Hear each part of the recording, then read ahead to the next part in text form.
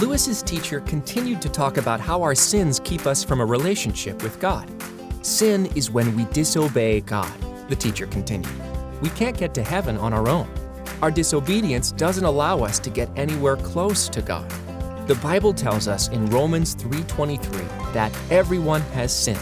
We all fall short of God's glorious standard. Have you ever done something that you knew was wrong, but you did it anyway? The teacher asked the group. Lewis slowly nodded his head in agreement.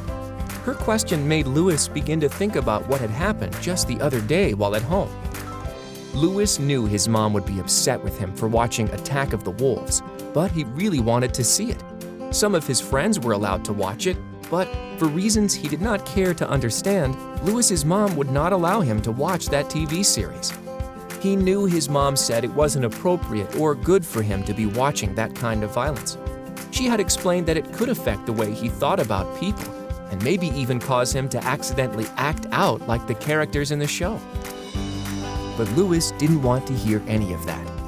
Lewis decided that he would wait until his mom was in a different room and then carefully and quietly turn on the television to watch Attack of the Wolves, and that's exactly what he did. Tiptoeing to the couch where he found the remote control, Lewis turned on the television and became completely wrapped up in the show. Watching with wide eyes and a smirk on his face, Lewis pushed aside any feelings of guilt. He was too wrapped up in the show to think about anything else. But after a few minutes, the episode ended, and Lewis quietly turned off the TV as an awful feeling started to rise up inside him. It was a feeling of panic and shame. Lewis started to feel guilty over doing something he knew he wasn't supposed to do. Even though his mom didn't catch him in the act, Lewis knew that he had disobeyed. He felt terrible.